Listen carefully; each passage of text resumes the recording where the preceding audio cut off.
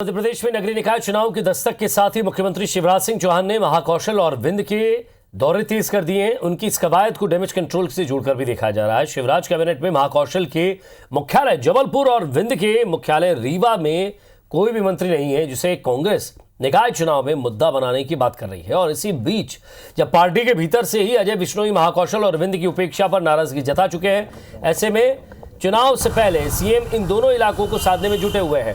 23 जनवरी को जबलपुर में सीएम शिवराज सिंह चौहान आम सभा करते हुए 210 करोड़ रुपए के विकास कार्यों का लोकार्पण करेंगे। कई ऐलान वो करेंगे। वहीं अब तक सीएम ने गणतंत्र दिवस के लिए जिस तरह की तैयारियां उसका जायजा भी लिया। ध्वजारोहण के लिए रीवा को चुना है। कांग्रेस का आरोप है कि सीएम कैबिनेट से बाहर हुए जबलपुर और रीवा के जख्मों पर मरहम लगाने की कोशिश में है, लेकिन रीवा और जबलपुर की जनता बीजेपी की चुनावी रणनीतियों को समझ रही है, जो चुनाव में तगड़ा जवाब देगी।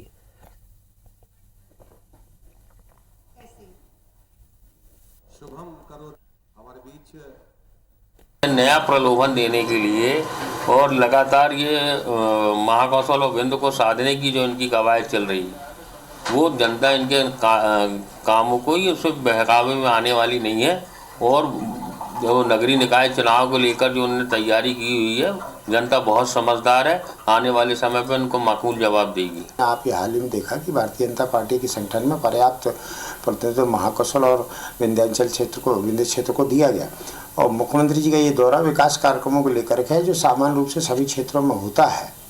इसलिए इसको किसी नगरीय निकाय चुनाव के चश्मे से या संतोष असंतोष को दूर करने के चश्मे से नहीं देखा जाना चाहिए।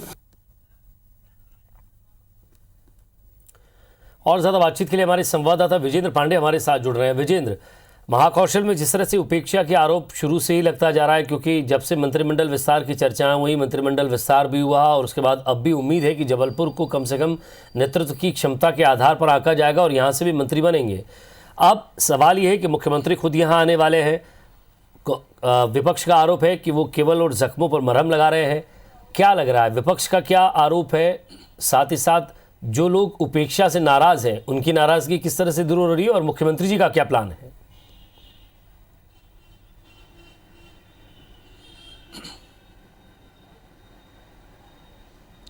जी हाँ, जहाँ तक मुख्यमंत्री के प्लान की आपने बात कही विजय, तो जबलपुर में 23 तारीख को लगातार मैराथन बैठकें मुख्यमंत्री की ओर से की गई। यहाँ आम सभा को संबोधित किया गया और साथ ही साथ 210 करोड़ रुपयों के विकास कार्यों का लोकार्पण किया गया। नया आईटी पार्क, एक नया third phase of IT park यहाँ डेवलप करने का ऐलान किया गया। बहुत से लोक लुभावन वादे भी किए गए, ऐलान भी किए गए और 210 करोड़ रुपयों के विकास कार्यों का लोकार्पण मुख्यमंत्री जबलपुर में 23 तारीख को कर चुके हैं। और इसके बाद 2 दिनी दौरा उनका आज से रीवा का शुरू हो रहा है और रीवा में भी तकरीबन 100 करोड़ के विकास कार्यों का भूमि पूजन उनकी ओर से किया जाना है। रीवा शहर के विकास को लेकर रोड मैप वो तय करेंगे, प्रेजेंटेशन अधिकारियों का देखेंगे और दावा है कि रीवा के विकास को लेकर एक अहम बैठक जो है न सिर्फ मुख्यमंत्री रीवा में करेंगे, बल्कि गणतंत्र दिवस के दिन भी झंडा वंदन के लिए उन्होंने रीवा को ही चुना है। अब विजय, लाख दावे बीजेपी कर रही है कि इसे सियासी चश्मे से ना देखा जाए, लेकिन साफ तौर पर ये पूरी कवायद जो जिस तरह से नज़र आ रही है, वो कहीं ना कहीं निकाय चुनावों की तस्वीर मध्य प्रदेश में जैसे साफ हुई है और उसके बाद मुख्यमंत्री लगातार महाकौशल का रुख कर रहे हैं, जबलपुर का रुख कर रहे हैं, तो साथ ही साथ विंध्य के मुख्यालय रीवा का रुख कर रहे हैं, तो इसके सियासी मायने तो निकलते ही हैं। चूँकि लगातार पार्टी के भीतर से भी ये आवाज़ है कि कैबिनेट में महाकौशल विंध्य की अनदेखी हुई है।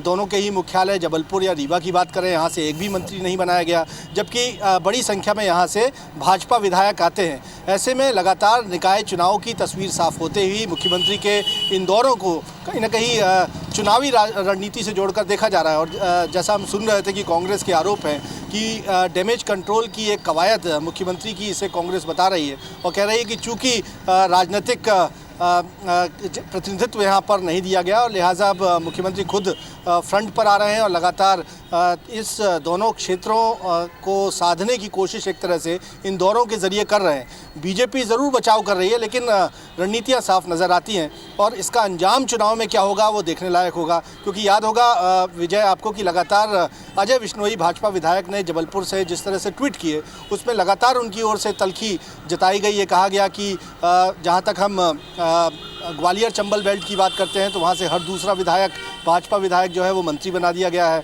सागर संभाग की बात करते हैं, हर तीसरा विधायक मंत्री बना दिया गया है।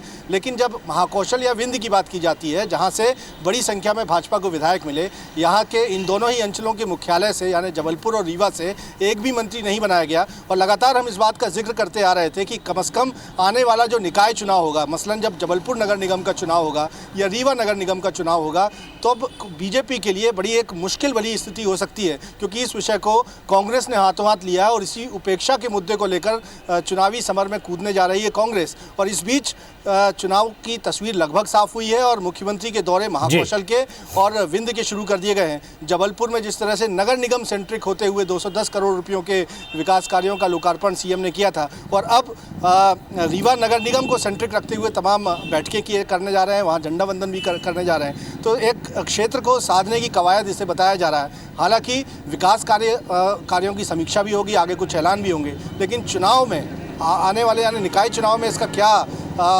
फर्क पड़ेगा, ये देखना दिलचस्प होगा। विजय जी, नजर बनाए रखिएगा विजेंद्र, आगे भी आपसे अपडेट लेते रहेंगे। बहुत बहुत शुक्रिया इस तमाम बातचीत के लिए।